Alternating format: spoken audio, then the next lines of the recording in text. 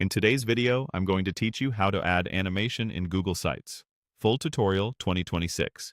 By the end, you'll know exactly how to grab a lightweight Lottie animation and embed it into your Google site so it plays smoothly on any device.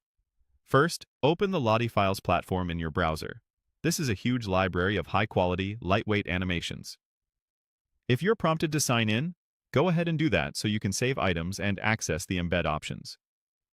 Next, browse or search for an animation you like. You can preview how each one plays just by hovering or clicking into it. A quick tip here. Pay attention to the style and the file size. Smaller files typically load faster and keep your site snappy. If you need more choices, use the filters to explore additional results. When you find the one you want, open the Assets page and locate the Embed option. This panel is where you'll get the code that makes the animation work on your site. If you see playback settings such as loop, autoplay, speed, or background, set them the way you prefer before copying anything, so your embed reflects those choices. Before embedding, click Save to Workspace. Saving the asset ties it to your account and ensures the embed options remain available to you later. Now enable the asset for embedding.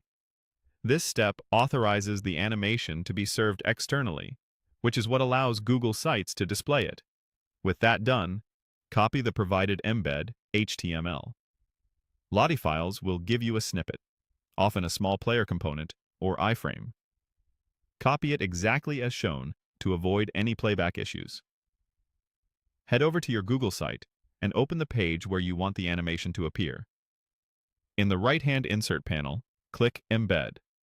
Choose the Embed Code tab rather than the URL tab.